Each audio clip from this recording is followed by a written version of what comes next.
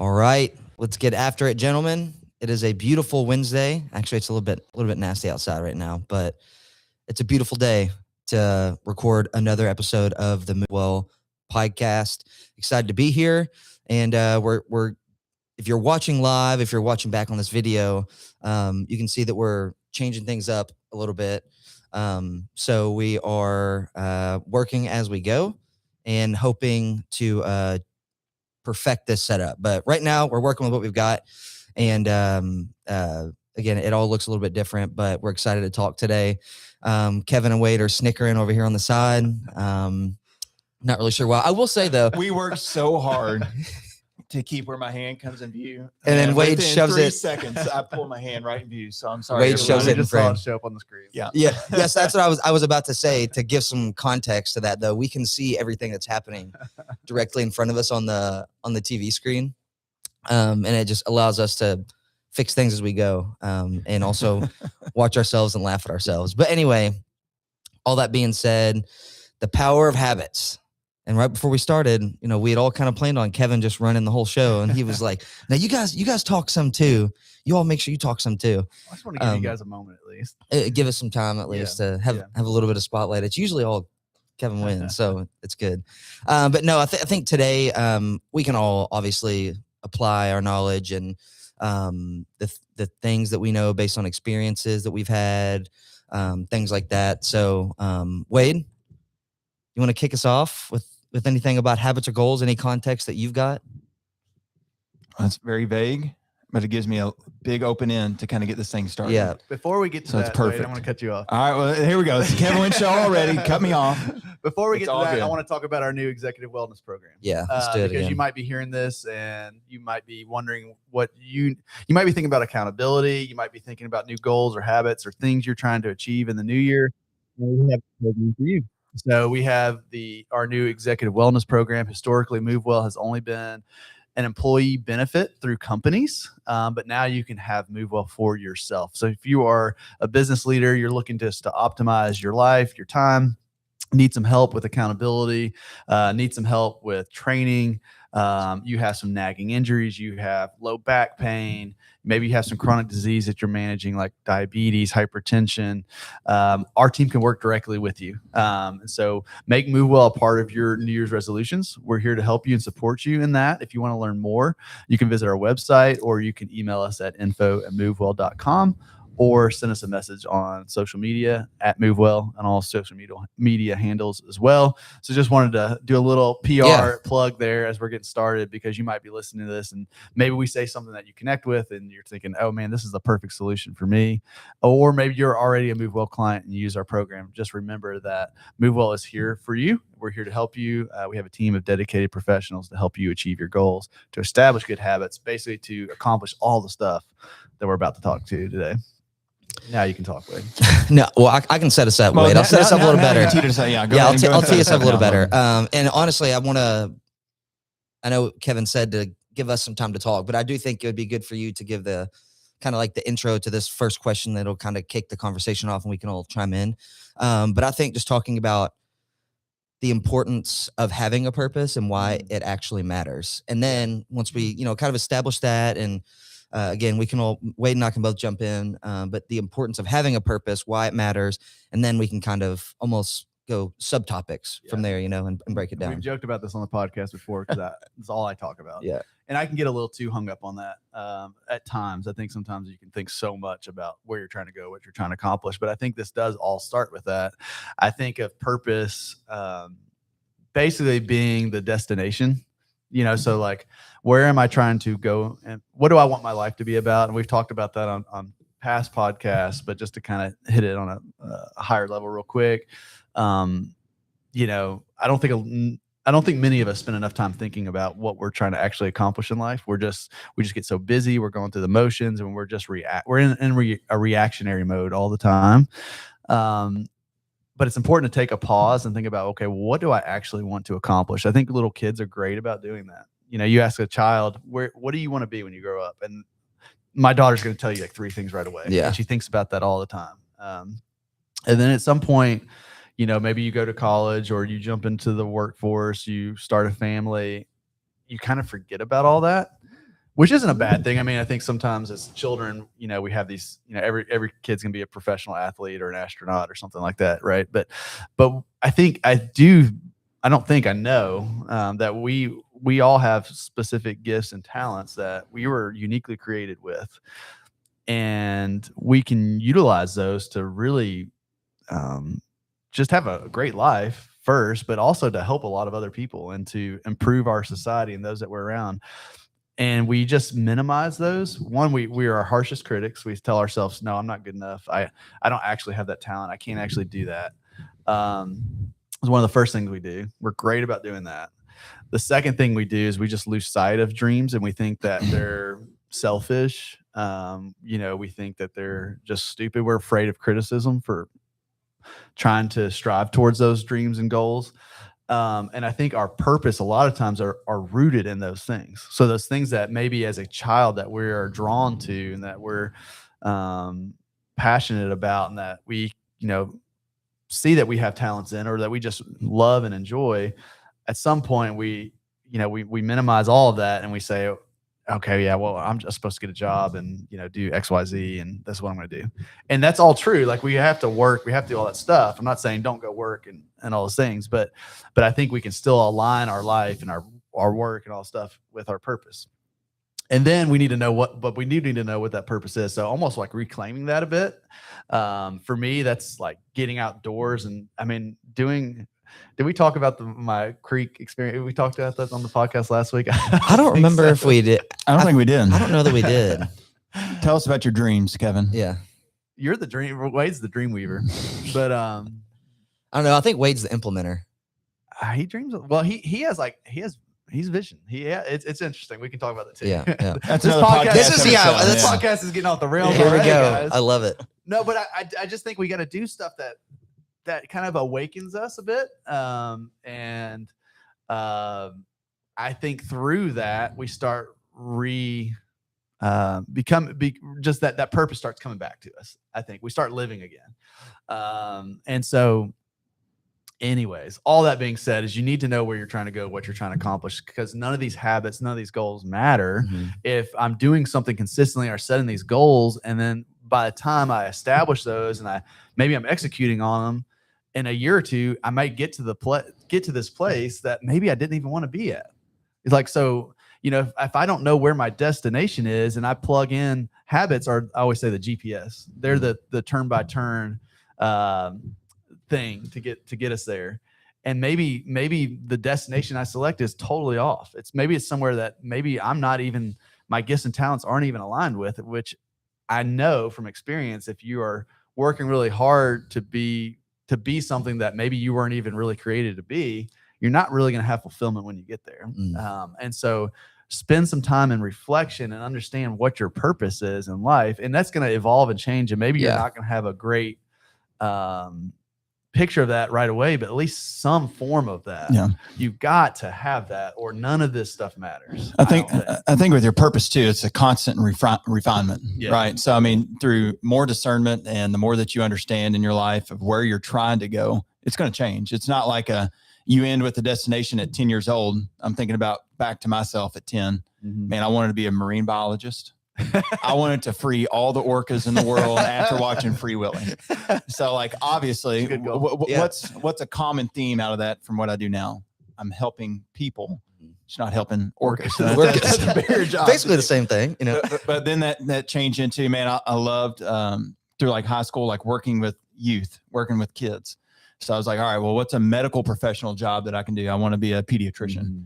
And then that morphed as I went into school and learned about the time and the resources it take to do those things. What are other career fields where I can still fulfill that purpose? So like that purpose is a constant refinement, constant discernment that you're going through to try to determine what you want to do. But I think the values of like what you want to live your life by, then that can kind of help you fulfill that purpose too. Yeah, I agree. And I think in order, like you said, like this evolves. And through that, it takes small tasks. Like you're not just going to, Wade said he wanted to free the orcas, and then he started doing things to work towards freeing the orcas. And he realized, well, you know what, maybe it could look like this. But maybe he was still pursuing that Yes. that thing that you had inside you, that like passion for orcas. Wade's gonna quit Well now. That's a noble passion. That is. But you were still pursuing that thing that you had, a noble passion that you had inside you, right? Yeah. And then you just refine that, but you just got started. I think Wade's great about this. Wade's great at just, let's just get started. Let's just go. Yes. Let's just do it. And then there's a book I have there on my shelf called The Art of the Start. You know, like there's art in just starting something, and then through that you kind of start having a more clear vision of what you're trying to do. I also want to say, for those that are listening that may be Christians, I think bring a lot of this in prayer. You know, so for me, you know, I try to build some time, and I have not done this year yet, actually, and I have not set goals and stuff this year either. And I'm really try to be purposeful of like spending some time in prayer and solitude, as I'm thinking about this, as I'm thinking about purpose and what am I, you know, what is, you know, as a Christian myself, what is God calling me to in this life? Like, you know, God, how can you use me to further your kingdom is one of my prayers. Right. And because we do, if you are a believer and you're a Christian, you do need to align all of this with kind of, my purpose is obviously rooted in a lot of that. Right. So maybe some of the stuff I want to do, maybe doesn't align with the bigger plan, you know? And so there is a sacrificial component to this. So I'm kind of contradicting myself a little bit from the beginning.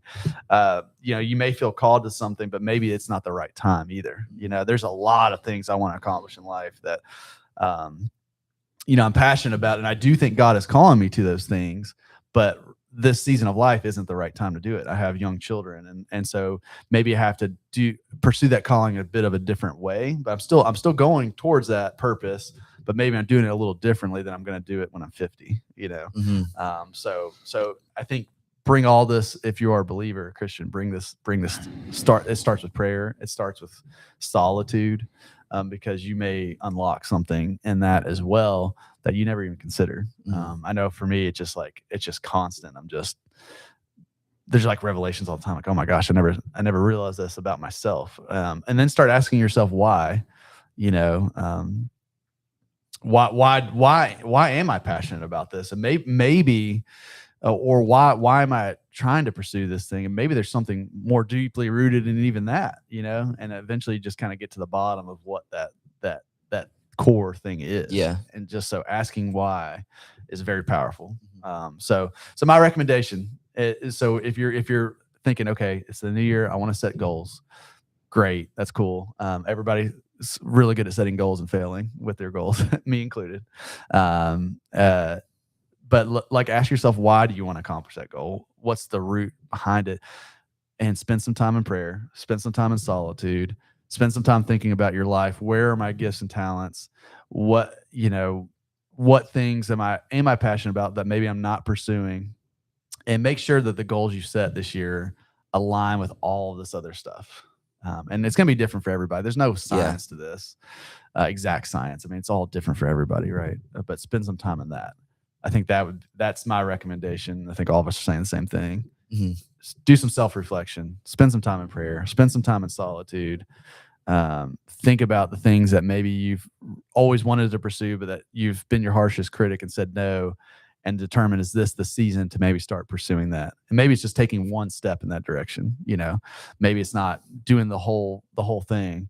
Maybe it's like just going to pet the orca whales at SeaWorld. I don't know. Can you do that? Maybe just releasing one orca, you know, and then go from there. Don't tempt me on I don't this. know. No, well, I think that's good too, but I feel like sometimes we can feel a little selfish sometimes with our goals that we set. And so I think, especially all of us, I mean, we're married. So I think pulling in your spouse and not only having like personal goals that we want to achieve, talking to your spouse, what are their goals? What are our family's goals? And what are our family's purpose? Right. Yes. Especially with the small kids. So really establishing like, what are the ground rules of our family? What's the main core values that we have? And then, how can we align habits and goals that help us want to achieve that in our family? Right. So not just yourself, right? So maybe, talk to a pastor, priest, whoever you have, you know, to kind of help discern that, talk to your loved one, from more of the family aspect of it too. And then I like doing this exercise now with my 4-year-old daughter, trying to see like, what are some big goals, or like, what's a passion you like? that I can help you accomplish this year too. So like try and just get that rooted from the beginning with her too. Yeah, I love that. Yeah, I mean, I think, like you said, kind of alluded to, Wade, like we all have families, so before it didn't really feel that selfish when you set goals for yourself, or especially something big. But now that you have a family, I think it's important, and it'll be just as fulfilling in different ways if you set goals for your family as well, like not just yourself, and it just feels different. And a lot of times it feels better, like when Emily and I have a goal to do something, or even something for her, like this year, she's running her first half marathon. And for me, I'm like, that's almost feels better because I'm getting chicken skin thinking about it, Kevin. But it almost feels more fulfilling for me because I know what it's felt like to do that. So it's like to see them experience that is so much fun, and it's awesome. I also want to add too as well. I used to kind of look at my family and my children, and I say this sometimes of like, well, that person doesn't have kids, like that's why they can train all the time, or they could do. There's some truth to that. Yeah, but say there's definitely some truth. But at the same time, like my family really unlocks a lot of stuff for me that I wouldn't be able to unlock. And okay, maybe I have to change the way I do certain things, but it's easy to use your family as an excuse to not pursue passions and dreams and all the stuff. Or you can communicate with your spouse, your loved one, your children, and bring them along with you in that passion and that dream. And I think the reason you get excited about what Emily's doing with the half marathons, like, because you guys are a unit. You're a unit, and so when Emily wins, I mean you win too. And I think it's the same on the other side. Like when you have a goal or a dream or whatever that you decide, okay, I am going to try to accomplish this. Bring Emily along with you. It was cool when we did the race back in November. All of our spouses were there, and they were, they wanted us to do well just as bad as all of us wanted ourselves to do well, and they were there supporting us and, running with us and all the stuff. Wade wouldn't let his wife run with him. Yeah, Janae had to run with Kevin. Wade was locked in. Nobody could talk to Wade. He was dialed. He was dialed the whole time until the very last second. It said no 50 milers are allowed to have a pacer. I'm a rule follower too, Kevin. So. Wade That's was fair. That's Kevin fair. just took my wife, and she wanted to run 12 miles with him, but he said no. You probably should. No, she's self-regulated. She was wanting to run the full 12. She was there, and it was great to run with Janae. And but anyways, Wade was locked till the very. I love the finish photo because Wade's not even smiling. Yeah. He's like dead serious in the finish. But I mean, just the guy was locked in. Cannot have For fun, man. 12 straight hours. It was awesome. But no, I mean, Janae wanted you to do well. Amanda wanted me to do well. And I mean, our goals were their goals. Yeah. It is because I think you guys brought them into that. And the same on the other side. I think as a family unit, we can all help each other accomplish those. So I used to look at my children and my wife, and sometimes as an excuse of like, well, I can't do that now because I'm married, or I've got kids, and that's a different season of life. And yeah, maybe I can't do the biggest thing, but I can still do stuff, and I can still bring them alongside of me, and we can all work together to accomplish that. Yeah, I love that. And I think you all have been doing that a lot longer than I have. And I feel like 2025 was the year where I really felt that, because I've always said, if I'm not signed up for an event or doing something or training for something, I'm like being lazy or, being soft. And there is some truth to that. But if you're not signed up for something, you are a little bit soft, No, but seriously, we're all soft. At the table right now, right? Just our wives are a lot tougher than us. They're all training or something. But no, I think there is just so much fulfillment I found behind that. Basically what you were just saying, exactly what you were just saying, Kevin. And it's been really nice to experience that. But kind of moving on from there, and I'll kind of tee Wade up for this one, because he always jokes about goals that don't stick. So maybe he can give some perspective on this. But having the context of setting goals that don't maybe align to a purpose that you have, like an end purpose, or maybe you're setting goals to something that doesn't truly matter to you. Like you set the goal because you're like, well, I'm just going to make myself do it. Like, I don't really care that much. Why do you feel like those goals don't stick? Like, how do you feel like that affects somebody? And maybe even adding, like, what's the importance of setting a goal that actually matters to you, and setting goals to something that you actually want to accomplish, rather than doing it just because somebody said you should do it, or you just thought about it one day? Like, what's the importance behind that, you feel? Yeah, I mean, I feel like that's a pretty loaded question. So that's a good question too. But I think with a lot of that, you have to start with the why behind when you do anything. There's a great book out there by Simon Sinek. I've talked about it in a few of my different talks that I give too. And you've got to start with the purpose and the why behind why you're doing it if you want to see it through. If not, it's just superficial. It's the what. Okay, I want to lose 20 pounds. All right, why? Ask me why. Oh, hey, Wade, why do you want to lose 20 pounds? All right, so I can look and feel better. Ask me why again. Why do you want to look and feel better? So it doesn't hurt as much whenever I go for a run. Ask me why again. Why, Wade? Because I want to be able to stay active as I get older. Ask me why again. Why, Wade? Because whenever my daughter is 30 and runs her first, or 28 and runs her first half marathon, yes. I want to be able to run with her. Oh. Ask me why again. Why? I want to be able to live a long, fulfilled life to see my kids age. So I want to stay healthy for the longevity of them. So it's just an easy exercise you can do to see if what That's you're great. doing is superficial or what's the purpose behind it. So yes, I would like to lose weight to feel better, but then why? So keep asking yourself why, keep digging deeper, keep peeling back those layers to determine why you're actually doing it. And then whenever you have that full purpose and you can write that out, I want to be able to live a long, full, healthy life to see my children age, to walk my daughter down the aisle. I have both of my grandfathers passed away very young of heart attacks. So the odds are already stacked against me. So I got to put all the chips in my corner and stack them up as high as I can to give myself a fighting chance just to see Eliza at 25. Right. So being able to peel back that purpose, it'll allow me to stick to those goals and those habits for a longer period than if I was just, hey, I want to lose 20 pounds. And then the first time I'm at a Super Bowl party in the first week of February, and man, those nachos look good. I'm going to eat that whole thing of nachos, and then I completely lose sight of my purpose. Right. So I think that's for me. It's just really peeling back and understanding why you're doing it, and not just ask yourself why one time.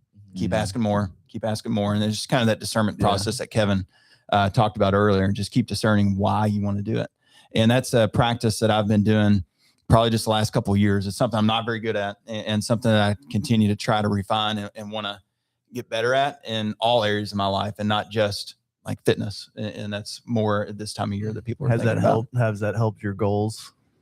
Be your consistency with your goals the last couple of years? Yeah, I definitely think it's helped with my consistency with my goals. I feel like I still have areas where I fall short, and like times where I relapse, but those times of relapse are much shorter than what they were before, because I can pull myself out of it a lot quicker. Back. Yeah, you have a reason to go back. That's what I was going to say. Like a lot of people will, like the Super Bowl scenario you had, or they go on vacation or whatever, and they're working on their diet, they're working on exercise, and they have a bad week. And then they're just like, well, the whole year's ruined. Yeah, screw it now. Like, I was good for 20 weeks. I had one bad week. So the other 31, they don't matter anymore. I just think it's so funny. But I think, like you said, it's because they don't really understand the true why behind it. Yeah. But like, it's easier to get back on the track when you know, oh yeah, okay, well, this is just 1 week, but I'm shooting for, when Eliza's 25 or 28, I want to be able to run a race with her.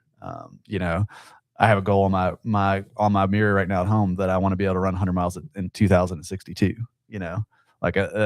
So it reminds me, if I have a bad week or two, well, I'm not really training for this week. I'm training for 2062. When I'm 75. So it kind of helps you get back on track. Yeah. I love the example you gave, Wade. Like the little exercise right there that happened. I think that is such an easy way for people to, I think it's really easy, even for me, and I'm sure you all have experienced, it's really easy to get like in the weeds or almost feel paralyzed because you try to think of your purpose or a goal that you want to set, and then you overthink it, or you don't really understand why you want to accomplish that, or you don't know what you need to do to get to that goal. So therefore it paralyzes you and you just forget about it, or you fall off and then you don't get back on the wagon, And so kind of transitioning to that, I want to talk about like the importance of the little things. And I think the little things are habits, being able to build those habits. And also, even if you set a goal to do something, once you accomplish that goal, maybe it's just like, let's go off the example of a race, Kevin, and I'll kind of tee you up for this one. Let's go off the example of a race. You sign up for your first half marathon or 5K, 100 mile or whatever. You set habits of, I'm going to start waking up early and training, and then I'm going to prep my lunches all week, whatever it might be. And, and I think doing those things, you should go through the exercise that Wade just did of, okay, well, why do I want to do that? Well, because I'm going to feel better. And then, okay, why do I want to feel better? So I can train better and run this race or do this event and feel good while doing it, and not feeling like when I get done, I hated every second of it and I never want to do it again. So how do small habits like that transition to a successful, I wouldn't use the word successful, but like a happier and more joyful life? Implementing habits like that, why should you just carry those forward after you accomplish that event or that goal that you set? What's the importance of that? I think consistency. I mean, I think we've talked about this before, features of habit, and that can be good or bad. Right. So like if we're, we love the consistency of stuff. And sometimes that consistency is things that aren't good for us. Right. We were using an example of scrolling on social media earlier. Maybe that's something that feels comfortable to you, but is that the best use of your time? I don't know. Yeah. That's the debate. I would say no. I think most of us would say no. I think most of us don't want to scroll on our devices, but the consistency is important. And then if I could be consistent with good things, I mean, there's things in my life that I know that if I do them, I am going to just feel happier and better. One of them being Exodus 90. So there's a program Wade and I are doing right now we've done the last several years. It's a Catholic men's program, just has like daily reflection and scripture and stuff like that. And one of the apps I do allow access to on my phone is the Exodus 90 app, because I have this really last 4 years, I wake, it's one of the first things I do in the morning. I read or listen to the reflection. I do a little journaling in it. I have prayer time, all kinds of stuff. Well, I have the oldest phone on earth apparently. And now, my iPhone 8, I don't know how that thing still my works, by the iPhone way. 8, the operating system's too old to have the new version of the app, and it has thrown me completely off. And I have to get on my computer to read it, and it's harder, it's less convenient. I've not been as consistent with it, and I've seen little things in my life all change just because of that one simple thing. Because that is a habit that I have, I've found that really works for me, and it's just 5 to 10 minutes in the morning. It kind of sets up my day, makes me more purposeful. It's just great for me. And that has thrown me off. So that's an example of a really good habit that I've had that's been harder to maintain. And as a result, I've seen it bleed over to other areas of my life, including like my relationships and those kinds of, as simple as that is, it's crazy. So, I think finding, so like a race example, I'm training for a race, one, asking the why and the why and the why and the why behind why you're doing it. Hopefully, if you cannot come up with a good reason at all, you probably shouldn't do it. Right. Mm-hmm. Now, if I was asking that why a lot like Wade did, and he has this deep purpose behind it, that's a noble reason. Why is noble? I never say the word noble. Noble. This is my word of the day, I guess. Yeah. That is a noble reason for training and doing that. So now, maybe I do the race, great, cool, whatever. But now I'm the habit that I've had of training is still tying towards that purpose. It's still making me healthier. It's making me a better person. It's making me, I would assume, it makes you a better father too, because it's rooted in your purpose of being a good dad. So you really aren't going to just quit, and because you're probably, the feeling you get from that training is making you feel better. It's making you better to those around you. And so that's the kind of habit that you want. That's the kind of habit that is sustainable. And then again, it's going to enhance your life.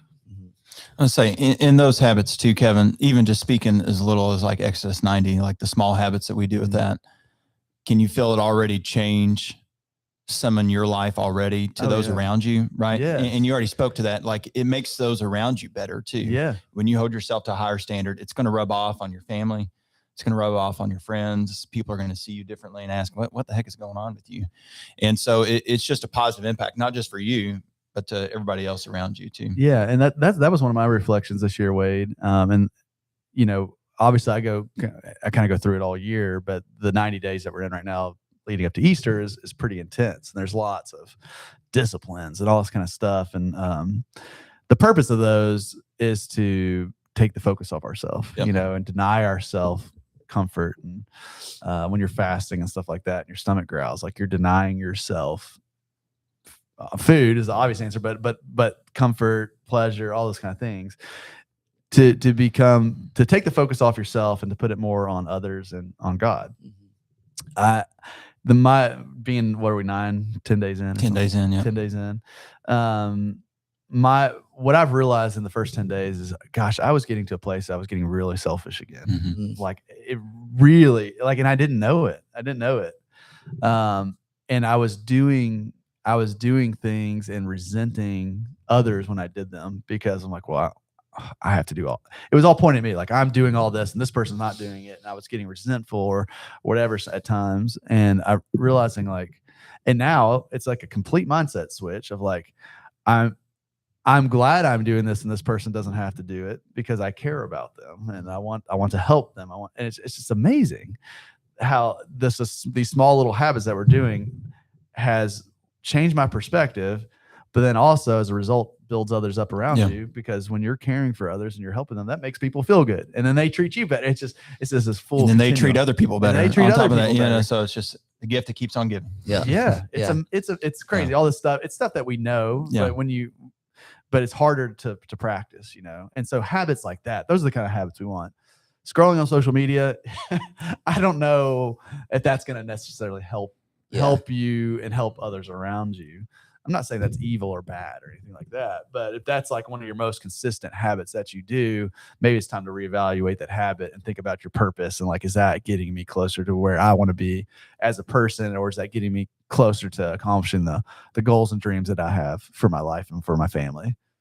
Yeah, that's for people have to determine that. I can't answer that question, but yeah, and I think one thing before I ask the next question to kind of play off of that, but I think recognizing, I think the next topic maybe going into is almost just like assessing everything. And one thing that I learned after becoming a Christian, which happened in 2 Decembers ago now, which is crazy, not this past December, but the one prior, which is actually, I guess December of 23 is whenever that happened. Yeah, it was like a year after working at MoveWell. And I know that is all, and I will say, like, nobody can make you a Christian besides yourself and like accepting that and opening your heart yourself. But I think those seeds that are planted, which was, I know was being around you all and working at MoveWell, that also happens in other areas. And after becoming a Christian, one thing I feel like I got really good at was just recognizing things and assessing things. And so my next kind of going into that is, I think it's really easy for us to recognize our good habits, but then the things that we just do that are habits that aren't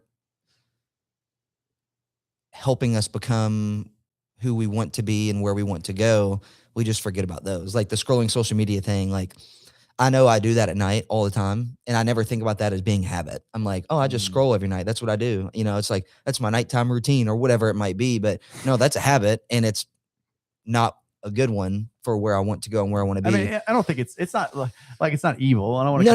No. I mean, But I think being able to, really just kind of talking about what's the importance of like reassessing and resetting every so often, and like, okay, what am I doing in the morning times that maybe I could replace that with, waking up earlier. And like, if you're a Christian, you want to, like, if you talked about wanting to read your Bible more, like that's something for me. Like I've been waking up early, and instead of reading my Bible as often as I would like to, which I do it some mornings, but some mornings I'm throwing on 1999 WWE SummerSlam. Maybe the WWE stuff is just, Logan's gone crazy lately. He's got a John Cena plug or something over there. Oh man, it's amazing. That was a Christmas gift though, so I can use that one. The other thing to add is we're really good about when we set goals or try to new habits of just adding to stuff that we're already doing, and there's only so much time in the day. So what could you trade out? That's the question I ask. So for me, we talked about how I have limited access on my phone to internet stuff because I was spending so much time scrolling and doing those things.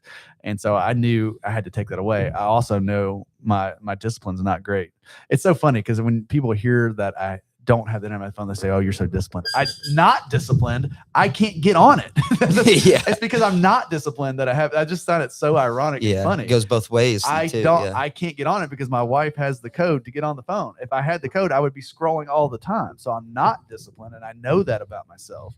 So I took that away so I could fill that time with Exodus 90, or whatever else, or going to run, or spending time with my children, Mhm. things like that. And again, I'm not great with all this stuff. I still waste time on the computer. I mean, so there's other ways that I'm still filling time or wasting time. For me, it's looking at houses for sale, and I have not done that in the last 10 days, which is nice. Yeah. I love real estate. I love looking. I don't know why. I could stay on there for an hour, looking at stuff every day.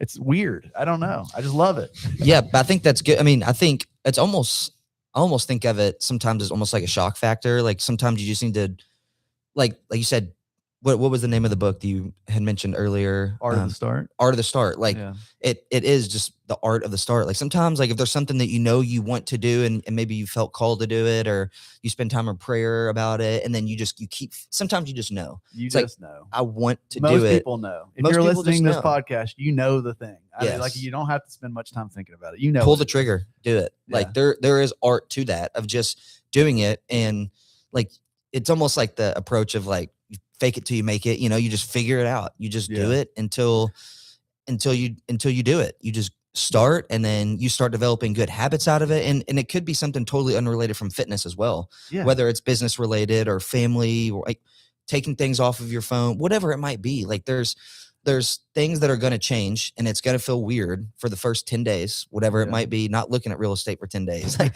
little things Man. like that though, like still Think about hard. all the houses I'm missing. Yeah, out on right now. exactly, man. Yeah. All the, Maybe all the I'll open get- houses. I'm going to get the house that you wanted now because of that. No, but yeah, I mean, what's the power you felt from like reassessing weight, or like resetting with Exodus 90, or maybe something else? Like, No, what are the things you discover? No, I feel like with us, it was similar to what Kevin was talking about. It's like eliminating stuff out of your life that's not important. So being able to actually say no.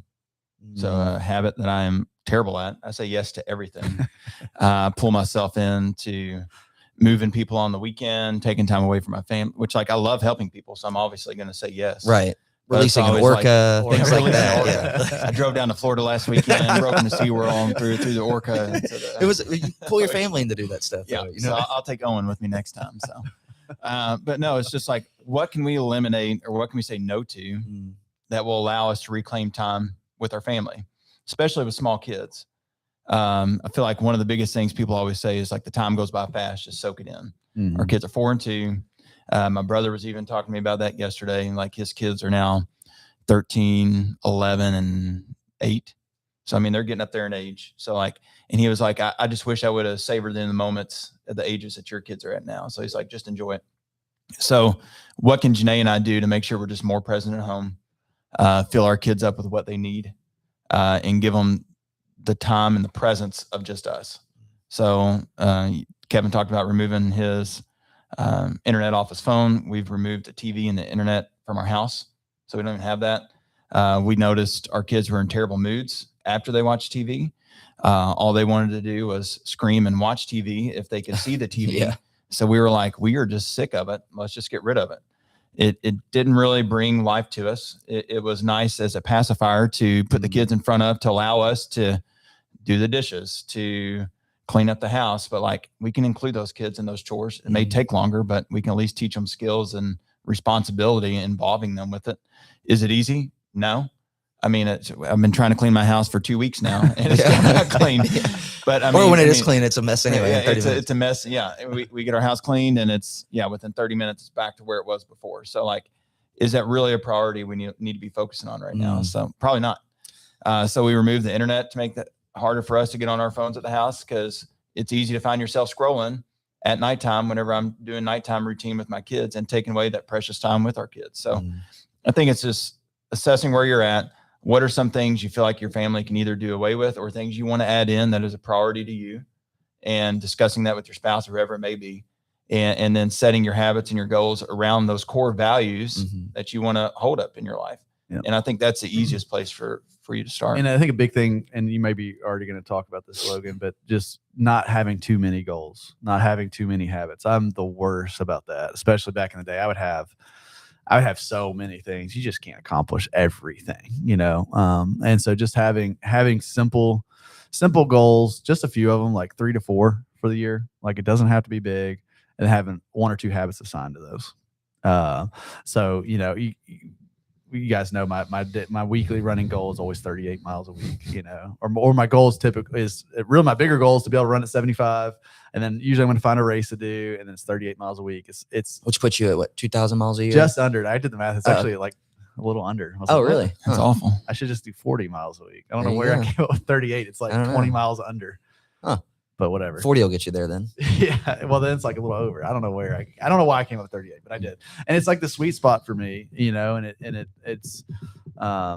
it's just that little consistent thing that I have. And I do it. My goal for the week, not every day, I don't know what my week holds sometimes, but it gives me that flexibility of like, okay, like this morning, for example, I woke up late. I didn't have time to run. So, maybe I'd run a little extra tomorrow. I don't really have, and for some people this works. I don't have a consistent every single day training plan because it just doesn't work for my life right now. Mhm. I've realized that I've tried to do that. And with little kids, and I was up at 4:20 with my son until after 5. And then my daughter was up at 6:30 this morning. I just couldn't do it, So now it's not like the end of the world when I didn't get towards it, but I have just a few simple habits, a few simple goals that help. Honestly, I'm going to even condense that even more this year and just a few things to focus on.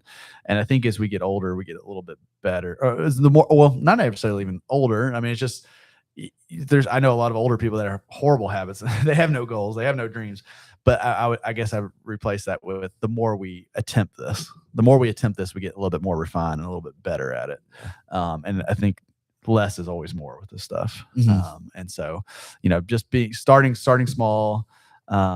And there is power, like you said, and whatever that thing is that we mentioned before, that if you're listening, you may be pursuing that thing that God's put on your heart, but most of us aren't. Most of us are trying to bury that. We don't want to know it's there. It's easier to distract ourselves.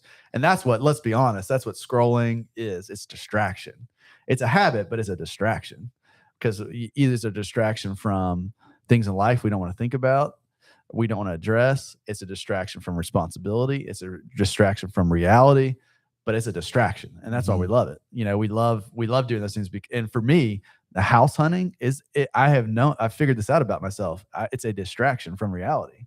It's a distraction from it. When I look at a house, it's like, oh, this is a new beginning for me. This is something new. That's why I get excited. Like, oh, this is, if I get this house, I will be this new person. I won't have these problems, or this will be better for my family. These things that we're working through will all be fixed if I can get 5 acres and chickens. Now my kids, we won't argue at all. Now I don't have to buy eggs. I don't. All that is, and I know this about myself now. I used to think, I say I love real estate, but I think really what I love is distracting myself from the realities that I'm currently facing. And I think it's easier if I move locations. That's what it is. And I know that about myself now from asking why over and over. Why am I doing this? Why am I doing this? Why am I doing this? There is a little bit of that. I do like looking. I mean, you enjoy it. Obviously. Obviously. I enjoy it, Yeah. but the root of it is, it's for me looking for, to get out of a situation or escape the things that I'm currently facing. But what I know is those things are just going to go with me wherever I'm at. Moving houses doesn't change that. Moving jobs doesn't always change that. Sometimes it can. Maybe you're just in a bad situation. Changing relationships doesn't always change that. We're good at distracting ourselves from reality, and that's what most of our habits are. It's all about distracting ourselves. Even if we're eating bad foods, sometimes for me, when I eat bad foods, it's because I'm depressed or I'm upset or whatever, and I have this it makes me feel good, but in reality, I don't want to face the thing that I'm really worrying about or stressing about, and that's what most bad habits are. They're just distractions. You feel good for a few minutes, and you feel then good for a few minutes. Immediately after, you have more regret, which then just leads to further distraction down the road. It's a cycle. So, and a lot of that is fear and taking the first step. So tackling it head on, saying it out loud, going after it, whatever it may be. Telling somebody, accountability. Hold yourself accountable. Yeah, it's huge. But yeah, just taking that first step is huge. And just, there's power in the spoken word and just saying it out loud and going after and it. if that thing is a big, massive goal, and like we talked about seasons of life, maybe this isn't the season of life to do that, fully do that. Maybe you can't, or maybe I can't be that person right away. It's going to take time. It's going to take practice. It's going to take work, but you can take one little tiny step, one small, tiny step. And most of us can fit that into our current state of life. And then maybe the next year you take another step and another step and another step. You know, so I used to think stuff had to happen so fast. My squeaky mic here. Squeaky, squeak, squeak. I used to think stuff had to happen so fast. And again, the more I've been pursuing what I'm pursuing in life, I realize, man, there's actually beauty in stuff taking a long time. You know, there's beauty in just doing the one tiny thing over and over and over consistently. And then when you get to the end, that's a lot more, a lot more rewarding. It's more powerful. You're likely accomplished it the right way. You didn't take shortcuts. There's a lot more fulfillment in that. There's a lot more growth in that. And so the journey of pursuing goals and habits, the habits aren't really that important. The goal's not honestly that important because we've also talked about this. Probably been a while since we talked about this on a podcast, but maybe you have that big goal and you accomplish it and you do exactly what you set out to do. What happens a week later? What do you After you've done, what is your all's experience? You did a 50-mile race. You hit your goal time, all that kind of stuff. What happens a week or two later? I had a miserable 4 weeks. I kind of went back into a rut. Yeah. The high wore off, and then it's kind of back to the drawing board. Like, what's next? Yeah. What's the next biggest thing you can do? Yeah. So we think fulfillment comes from the accomplishment of the goal or the task or the accomplishment of the habit that we're assigning to it. That's not where it comes from. So we're going to get there. You're going to accomplish it. You're going to make $1 million one day, maybe, you know, but you're going to get there. And there's a lot of millionaires that are miserable, right? Mm-hmm. Because the power is in the journey. That's the beauty. So, you know, we don't have to make that short, because if we really want to have a fulfilled life, the long pursue of whatever that is really where the growth is, you know. That's the beauty of all of this, you know. And so really the goals and all the things are just it's just a way to get us started and to move in a direction that makes us a better person. Obviously as a Christian, I kind of know what the ultimate goal for myself is, and really 100-mile race doesn't matter at all, you know. But it's part of the journey. It's part of the journey. Yeah, you experience things. So for me, like my training and the time I spend in prayer when I'm training and the discipline that I have to go through, it's just refining me to make me more like Christ. I mean, that's what it is, you know. All this is it's just a thing to get me closer to that, to get me closer to heaven, you know. So I just want to put that out there. You may accomplish a big goal and you're going to probably be depressed. And for me, the highest, when I feel the most depressed in a year is after I accomplish whatever the goal is. For like the week after. Yeah. Yeah. For me, sometimes it's mine was close to a month after this past race. Yeah. It was pretty miserable. Yeah. Which, you know, what's crazy, like one thing that I experienced for the first time after a race was I really didn't feel that after Tunnel Hill, and I think it's because I failed at my goal. I don't know. It's weird. I've never. So now you're still chasing. So maybe I'm still chasing, you know, and it was just part of the journey where I got fulfillment and humbled. And I felt like after this race, I was like, not that I want to have like an ego after I complete a race or an event, but after this one, I was like, I have no reason to like feel not necessarily proud. So therefore, like, I still feel like, you know, the process is still there. It's still happening. And I'm like, but I don't necessarily feel the need to sign up for a race the next month to complete that 100 miles. It was weird, but like I was at peace with it after this race. And of course, you know, like you said, the journey is always the fun part, but I think it's forced me to slow down. And you gave the example of your brother saying, you know, time flies, whatever, you know, and I feel like we would have savored the time more. And you said, you know, taking the TVs out of your house and like the internet away, like it makes the kids be more involved with the process that you're doing. And I remember seeing this quote 5 months into parenthood. And even now I'm still really bad about like when Leah doesn't want to do something or we're trying to do something, I just pick her up and take her and we just like, okay, we got to go to the car. We'll just go to the car. And it's like, people always complain about, you know, having kids, it forces you to like things take longer. It's like, well, maybe that's the point. Like maybe the point is to slow down. And people always complain about, oh, it goes by so fast. And I think no matter how much you slow down, it's going to feel like it goes by fast because it's just really hard to be 100% present all the time. But like sometimes the point of things taking longer and slowing down is to slow down, you know, and Yeah. using the example of parenthood is like been really powerful for me. It's going to take longer, and maybe that's the point. And I always think of the example, and I thought about it when you were talking, like doing the dishes and the kids want to be involved. And Leah's thing is like, she always wants to put when we're using the dishwasher, she always wants to put the pod like in the thing, and she wants to shut it. And, you know, you have to kind of push it down hard to get to close the little container that the dishwasher pod goes in. And Emily is so good about just like letting her do it. And sometimes I just want to be like, okay, here, okay, let me do it. And then she gets mad. But like sometimes, and that just goes back to the point of like, it should be a slow or long journey, you know, because you want it to like, you're ultimately reaching a long-term goal. And so trying to develop habits and maybe condense your goals a little bit for the year or for the week or whatever it is, to just like build the foundation. Yeah. Think about how much more well-rounded of a person you'll be if it takes a long time. Yeah. You know, and how much more you will appreciate it when you get there. I don't know. Yeah, it's this whole journey is interesting. I had something else I was going to add. I have a person that I'm kind of going through my exit journey with this year, and he's a lot older than me. In fact, he's over double my age.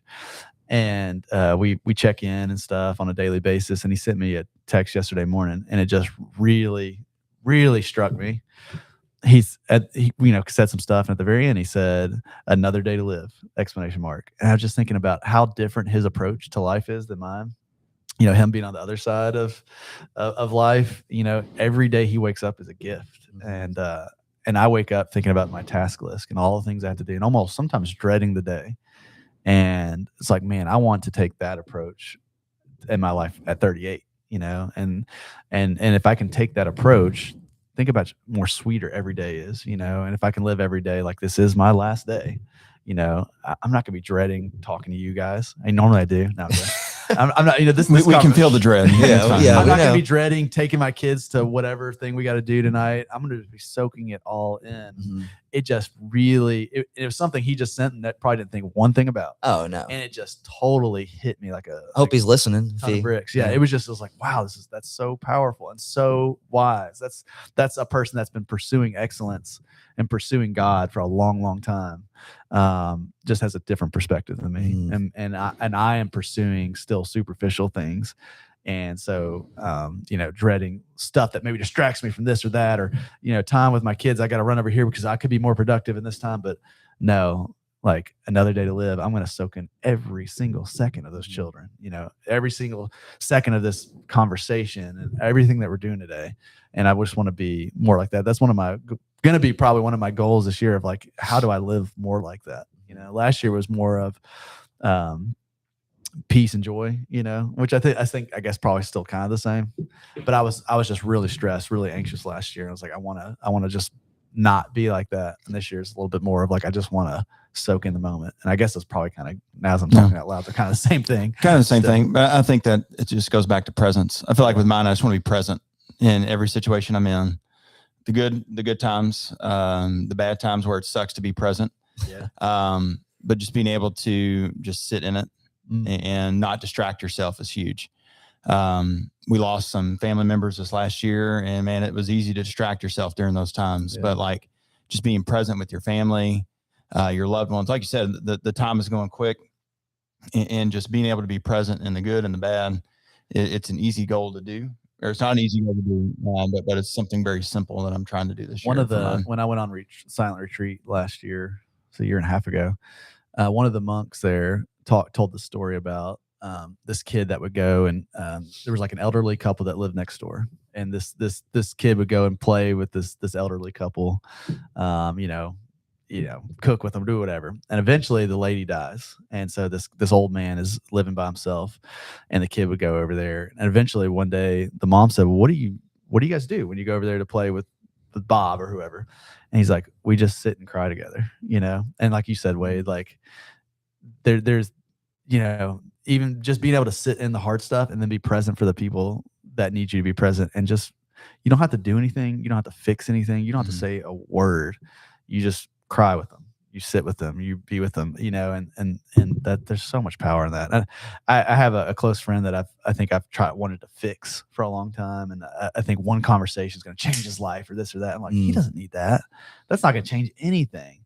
he just needs me to be there when he needs me to be. And maybe we don't talk about any of the stuff he's going through. I Yeah, just need to yeah. show up. I just need to show up and be available to him, and just to literally just be there, and sometimes just to listen, or sometimes just not to say a word. I'm so selfish and self-centered to think that I can say one thing in an hour that can change somebody's whole life. Like, no, I can't do that. Right. There's no way. Only God can do that like that.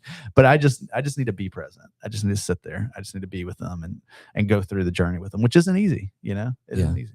Yeah, I think a good way to kind of wrap up is to reiterate, and realizing that, like, when you set goals that might be a race or to make a certain amount of money, whatever it might be, that should simply, and it's not always easy to think this way, but like, that's part of the journey to where you want to go and who you want to be. And I figured that out, especially since becoming a dad, and as I think just getting older and experiencing more, is like, my ultimate goal is to just be around, pretty much the same as you, Wade, like, for on this side of life, obviously being a Christian, my ultimate goal is to be with Christ one day. But, while I'm here, like, I want to be around for as long as I can for my family, for my daughter and wife. And so all the things that I do leading up to that, even though running 100 miles feels like a huge goal, and it is, and it's a fun accomplishment and something to strive for, like, I just want that to shape me to be healthier, to be around more and experience more and pray more. So really, it's just thinking of like, when you set goals, like, the habits you set to do those goals are just that goal in action. You do them like small, and you do it daily. And that way it can build you into the person that you want to be. So, And when you mess up, and you will, it's okay. Yes. Just get back on track. Don't Every just single throw person it all does. out the window. Yeah. You're going to mess up. When you do, just start back over. And maybe you've regressed a little bit. That's okay. Because we just talked about the power is not in actually even accomplishing the goal. right. It's the journey to get there, And so don't stop your journey because you ate a taco or whatever. A whole bowl of nachos, whatever it was. Don't stop your journey over something stupid like that. Yeah. Because just get back on track. Maybe you gained a pound back. Who cares? Just get back on track, because that's where the power is being on the track. Yeah. Oh, love that. Wade, anything else about orcas or? If you haven't watched Free Willy, go check it out. It's free on Tubi. No, I have no idea. All right. No, nothing crazy, man. I mean, yeah, just if you're joining us now, just go back and listen to our conversation. I feel like it was a good one. It's simple, but yet very tough. And like Kevin said, power's in the journey. We're going to screw up multiple times. We don't have it all figured out. We still struggle at it every single day, but it's just something that's nice to have other people around me holding me accountable to it. So I don't know if we said that as much as just find somebody you can speak it out with, hold yourself accountable, be a loved one, a friend, whoever it may be, somebody that may need some accountability in their life too, to just walk through the journey together, because it is tough and it can get very lonely. So just make sure that you have someone there that can help hold you accountable too. Yep. People need people, man. Mm-hmm. Listen to that song if you haven't heard it. People Need People by Kane. Great song. Anyway, great conversation today, guys. Appreciate it. Hope you all were able to pull something from this. And like we said earlier, like Kevin said, like, there's definitely something, everybody has something that's weighing on them that they want to do. Just do it, man. Art is start. And let us know if there's something you're going after and today's the day. Drop a comment here. Let us know. If you're watching us live on YouTube, we appreciate it. If you're listening to this podcast, we appreciate it. And we'll catch you guys next time.